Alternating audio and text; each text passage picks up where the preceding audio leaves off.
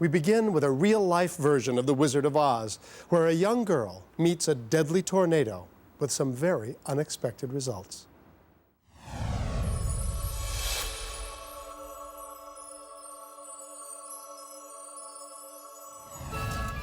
It was 2 days before Christmas, 1988, and Linda Higgs and her 2 children were preparing for Santa's arrival. It goes the other way around, okay? And we'll do this one right there. The kids and I got together and we baked some cookies, and then we were going to watch a TV show. When the show ended, Bob Higgs came downstairs to check on his children. It's time for bed. Come on. 11-year-old Jonathan didn't want to go upstairs.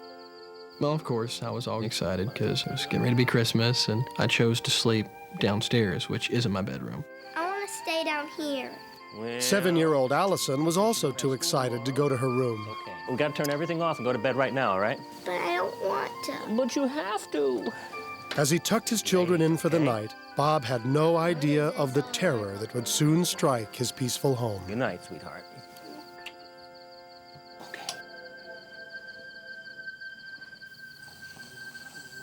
Jonathan quickly fell asleep, but Allison wasn't as lucky. He kept snoring, and I just couldn't put up with it. So I just went back upstairs to my bedroom. Good night, Emily. Good night, Stacy. Allison's decision to leave the basement and return to her bedroom would put her life in terrible jeopardy.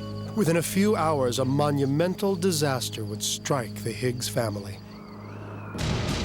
Even as they slept, a tornado was cutting a path that would lead directly to their home.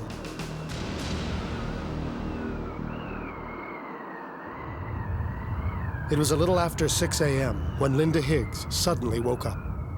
I'm a very heavy sleeper, and I sat straight up in bed and said, Tornado. It's a tornado. Bob, wake up.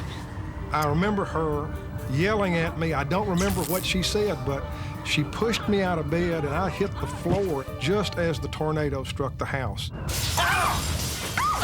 The fury of the thing striking the house is what sticks in my mind. The house basically exploded. Young Allison's room was hit the hardest. Mommy, help! I rolled out from underneath the covers, and I took off running, not even thinking about what I was standing on, and just ran down the hallway, yelling for my parents. Mommy, help! Allison, stop! No, wait right there. there was glass on the floor, and he picked her up and brought her into our family room as I came flying in. Miraculously, she hadn't been injured. You sure nothing happened? Yes. You're not cut anywhere? Jonathan, come here. I looked at both of them, made sure they were okay. It's such a wonderful feeling to know everybody's all right. Oh, thank God you're okay.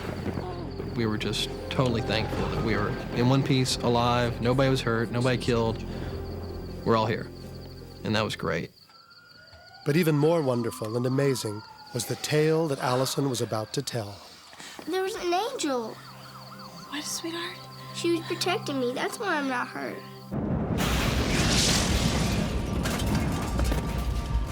The moment I woke up, I felt warmth on me, as the essence of something being there. And I had somehow got flipped around in my bed. I believe it was an angel. I asked her what the angel looked like, and all she could remember was she thought she was in her 20s. She was very white and glowy, and that's all she could remember about her. I was like, what? Because she's little. I just like, there's no, it's just, she was young. I thought she was just making something up. But if there was any doubt to the truth of her story, it was erased when her family entered her room. My doll! We did go back to the bedroom to see what she had gone through. With the glass all over the room, it was on top of the bed covers where she had been laying. It was a chunk, probably about 3.5 by 6 inches, on her pillow where her head was. There was glass shot across the room where if you got down at the level of the bed and looked where her body was, it went straight across her and shot into the wall like knife blades. It was just amazing. Amazing. The room was just total shambles. Glass was everywhere, stuck in every position possible except where she was laying. And I looked at her, and I looked at the floor she ran on barefooted. I checked her body again. There was not a scratch on this child's body. Allison's miraculous escape from injury is even more remarkable when you look at Bob Higgs' video record of the extensive damage the tornado wreaked on his neighborhood. This is the Simmons' Southwind motorhome in our backyard. The sheer force of the winds was enough to lift a 15,000-pound vehicle and carry it 60 feet away. As the tornado pounded into the Higgs home, it broke every window, tore the garage doors off their hinges, and ripped open a huge portion of the roof above Allison's room. The ceiling is separated from the wall on top of Allison's room. Look at this. This is Allison's room. This is Allison's room. Not a scratch on it. Not that I know of. By the grace of God. These powerful video images reinforced Bob's belief that his daughter had truly experienced a miracle. When she left her bedroom, Allison had run down a hallway through a carpet strewn with glass, and she didn't have a scratch on her, not a cut on her foot or anything. I can't come up with any other explanation. I mean, I've got to believe her, because I do believe in angels too. And now, my daughter's seen one and felt one and been protected by one. It's a miracle. The miracle is that there was an angel there with me in my presence, and if she was not there, then I don't think I would have survived. The winds were so strong that I don't think I could have made it out of there without something or some being covering me. There's no way, because there was glass stuck through my comforters. Allison has a guardian angel now. She knows she has a guardian angel.